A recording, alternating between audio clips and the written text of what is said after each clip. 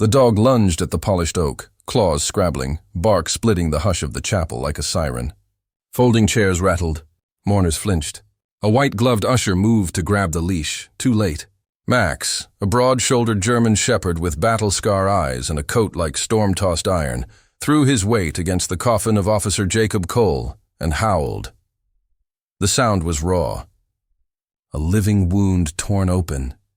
"Get him out of here," someone whispered. But Emma Cole, Jacob's younger sister, stood frozen at the aisle's edge, her hand over her mouth. "That's Max," she said, voice trembling. "Jake's K9 partner. He never acts like this," Max barked again, shorter this time, urgent, not wild. He pressed his nose to the seam where the lid met the base and whined, the whine rippling into a hushed chapel heavy with lilies and grief. The American flag draped over the coffin barely shifted, but it felt like the air itself leaned closer to listen. Captain Harris put a hand on Emma's shoulder. "He's confused," he murmured. "He doesn't understand." But Emma shook her head. She knew that look in Max's eyes, a blazing human kind of certainty. Her brother always said Max didn't guess. "He knew, let me," she whispered, and without waiting for permission, she hurried down the aisle. Heels clicking like distant gunshots, and crouched beside Max. He looked at her and huffed, then shoved his nose at the coffin again, pawing, as if he could claw it open and drag the truth into the light. "Please," Emma said, her voice breaking as she faced Captain Harris. "Please open it." "The coffin?" he repeated, taken aback. "Emma, we can't, please," she said again. "Something's wrong. He's telling us." Behind them, the organist lifted trembling fingers from the keys. The mourners, officers in formal dress and neighbors in Sunday clothes, shifted and murmured. Officer Daniel Reed and Officer Grace Martin exchanged a look, the kind that carried years of shared danger and a single threaded question. Harris exhaled. "Michael," he called to the funeral director, a narrow man with sympathetic eyes. "Unlock it." Carefully, Michael hesitated only a heartbeat. He approached with a small key, fitted into the hidden latch, and looked to Emma for a nod. Max let out a quiet chuff and went still, poised like a sprung arrow. The lid lifted with a sigh. And in that breath of silence, Emma braced herself to look at a brother whose job had demanded everything, including his life. But the unexpected thing wasn't absence or horror. It was a smell, sharp, chemical, wrong. Max's head dipped, eyes flaring. He growled low and sudden, not at the face he loved. Jacob's face was still, at peace, the bruises softened by careful makeup, but at the pillow beneath, at the backboard, at the lining tucked just so. He nosed at the decorative trim, then jolted, sneezing, pawing at a corner where the fabric bunched. "What is it, boy?" Emma whispered. Officer Reed leaned in, frowning. "Do you smell that, like bleach and something else?" "Solvent," Grace murmured. "Industrial." Michael stepped back, uneasy. "We sanitized," Harris's voice cut through. "Hold up." He pulled a pocket knife and, with a glance at Emma, slid the blade under the lining and lifted. The fabric came away too easily. Below it was a thin, taped seam running along the coffin's base, not part of any standard design. Reed reached in, fingers careful, and peeled the tape. A panel shifted free, revealing a shallow cavity bristling with wires and a dark box the size of a shoebox. The chapel inhaled as one. Emma swayed. Grace's hand shot out, steadying her. "It's okay," she whispered, eyes locked on the cavity. "We've got you." Harris stared, face draining of color. "Everyone out," he said, voice steady in the way of men who have learned to lock fear behind orders.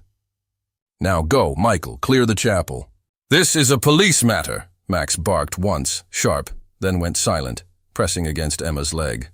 She felt something like a tremor run through him, not fear but tension, a coiled readiness that made her realize she was standing next to a living weapon, loyal and fierce. They ushered the mourners into the bright afternoon, away from the chapel's cool shadow and the scent of lilies, into a sun that suddenly felt too merciless to be real. Harris called the bomb squad. Grace and Reed stayed behind with Emma and Max, keeping a careful distance from the coffin. The clock on the wall ticked too loudly, each second stretching thin. "Who would do this?" Emma said. The words stung on her tongue. Who would use my brother's funeral to? Grace swallowed. Your brother made enemies. The case last month, the drug house raid? He and Max led the entry. You know that, Emma nodded, though every nod felt like tearing something open. She remembered Jacob's voice late at night, low and careful. We got the guy, Em, but someone always slips through. He used to laugh and say that hope wore a badge too, but today, the hope felt very far away. Max's ears twitched. He paced, then froze, nose lifting like a compass needle. He pulled toward the side exit, tail raised, muscles wire-taut. What is it? Reed asked. Max whined and tugged the leash. Emma looked at Harris. Go, Harris said. But stay sharp. Reed with them. They slipped out the side door into the alley where the funeral home's delivery entrance opened onto a cracked loading bay. A van sat there, its engine cold. A maintenance door stood ajar, the daylight slicing in like a blade. Max sniffed the air and growled again, low. He led them to the door, glanced back once. Can you see? And went in first, steps silent, body low. Emma felt a chill through her black dress, as if the temperature dropped 10 degrees inside the service hallway. Max, easy, she murmured. The hallway smelled like mop water and carnations. It also smelled like that same chemical bite from the coffin. Max's nose tracked the scent to a storage room. Reed went ahead, gun drawn, pushing the door with 2 fingers. Inside, shelves of vases, rolls of satin lining, bottled antiseptics, and a second surprise, a tiny rasping sound, barely there. A cough. A boy, maybe 19, hunched in a corner behind boxes, face pale and eyes blown wide, a phone clutched in his hand like a life raft. His name tag, half hidden, read, Colin. Easy, Reed said softly, lowering his weapon a fraction. We're here to help. Colin shook his head, fingers locking tighter on the phone. His voice came out in gasps. I didn't know. He said it was just a message, not... He swallowed, eyes brimming. You have to get them out. He said it would go off during the honor guard. He said it would be justice. Emma felt her knees wobble. The honor guard, the moment when officers would line the aisle, rifles held, flags presented. The moment she'd imagined for days, a final tribute to her brother's sacrifice.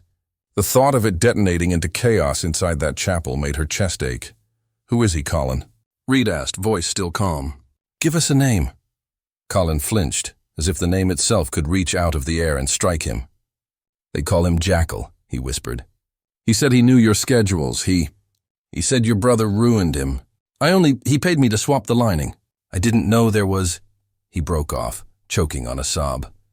Max eased closer, sniffed the boy's shaking hand, then sat in front of him, steady as a rock. It was like watching a storm calm at the sight of a lighthouse.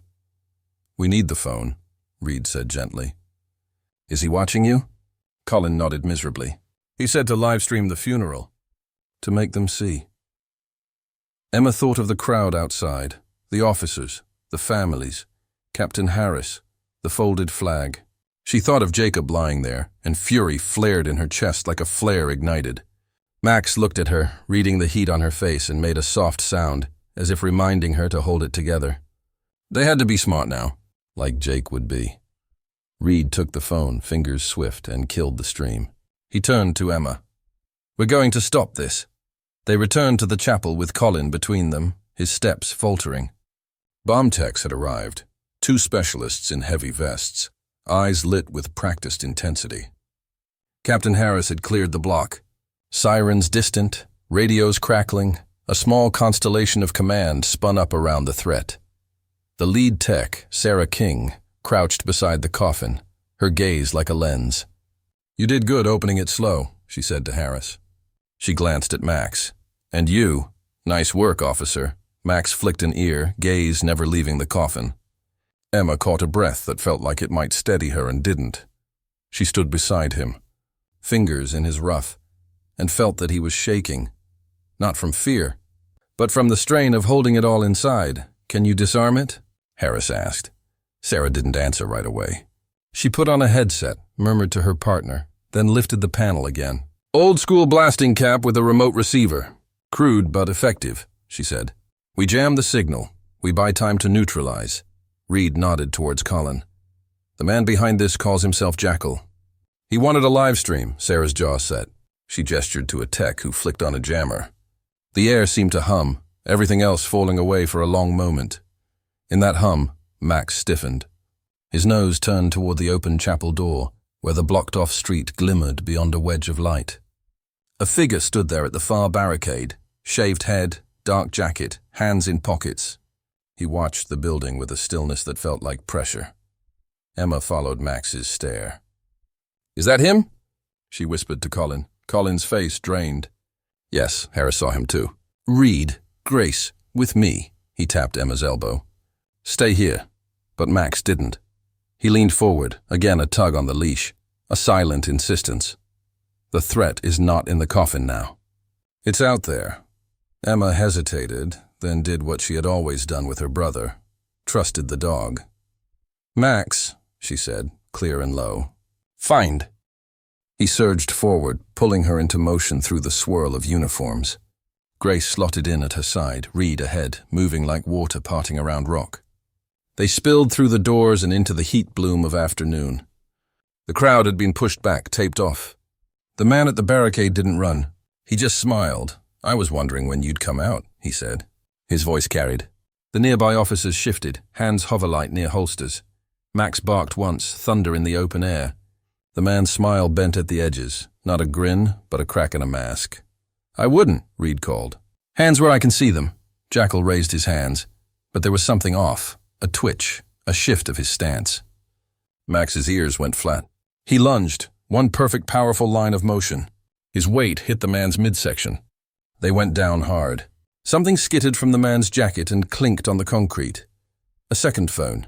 Grace was there in an instant, boot pinning the device. Reed cuffed him, quick and clean. "Signal?" Reed asked, breath short. Grace looked to Sarah, who had followed them out just far enough to keep line of sight with her team inside. "Jammer's up," Sarah called. But he could have a timed failsafe. Max stood on Jackal's chest, teeth bared but not biting, eyes linen bright with purpose. Jackal stared up at the dog and let out a laugh that wanted to be a scorn and failed. "You think this is loyalty?" He spat. "It's programming." "He's just a dog." Emma's breath flared hot. She knelt, put a hand on Max's shoulder. "No," she said softly. "He's family." Jackal's gaze skipped past them, calculating. "Too late anyway," he said, too fast. "You'll never find—" Inside the chapel, a shout cut him off. "We've got a secondary!" Sarah's partner's voice, Daniel according to the patch, rang out. "Under the floral stand. Stand by," Sarah snapped into her mic. She turned, eyes narrowed, and then spoke into the air with the kind of calm that forms in the heart of a storm. "We've got it. We've got time. Stay clear." Max's head turned toward the chapel. He was breathing hard. Emma could feel the tremor in his body like a drumbeat. She was suddenly aware that he was not merely responding. He had been sensing, tracking, carrying the raw charge of danger like a magnet carries iron filings. Jacob used to joke that Max could smell time itself, minutes stretched. Sarah emerged finally, jaw slackening in controlled relief. "Disarmed," she said, and the word rippled through the gathered officers like rain over dust. A murmur of disbelieving laughter, shaky and grateful, followed. Emma let herself sit back on the curb. Max pressed close, then turned his gaze to Jackal, cool, certain, and almost sorrowful. Jackal swallowed.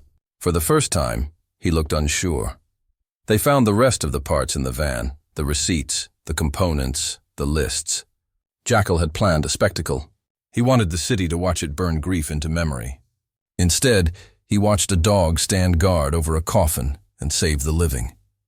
When it was finally quiet, when the sirens were just after images and the radios had gone still, they brought Jacob back into the chapel.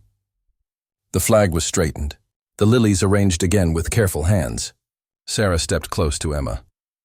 "If your brother could see this," she said, voice warm, "he'd be proud of that partner of his."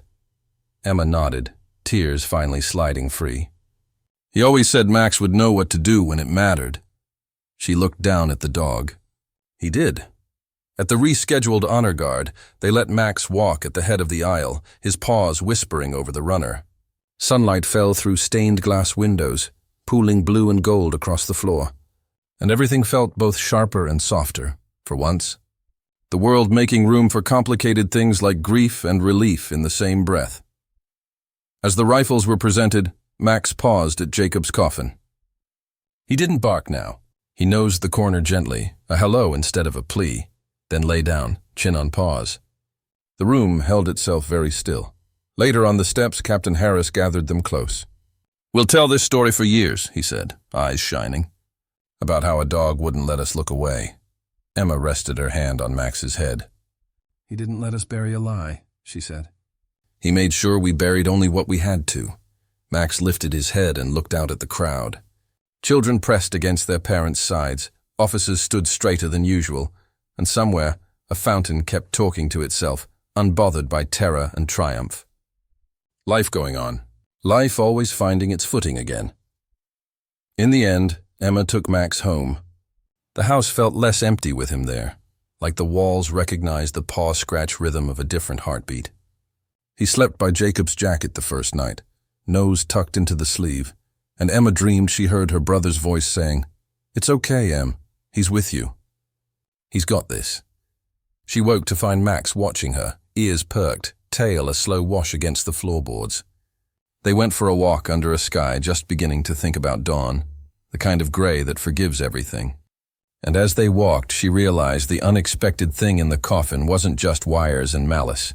It was a second chance, a chance to mourn without fear, to honor without hiding, to let a city remember a hero for the right reasons, a chance to lean on the kind of loyalty that doesn't ask for anything back except a hand on the head and a promise to keep going. Max glanced up at her and bumped her knee with his nose. She laughed softly, the sound surprising and tender. "Okay, partner," she said. "We keep going," and they did. Side by side, because sometimes the bravest voice in the room can't speak at all. It can only bark and trust that we'll listen. If this story touched your heart, don't forget to like, share, and subscribe for more.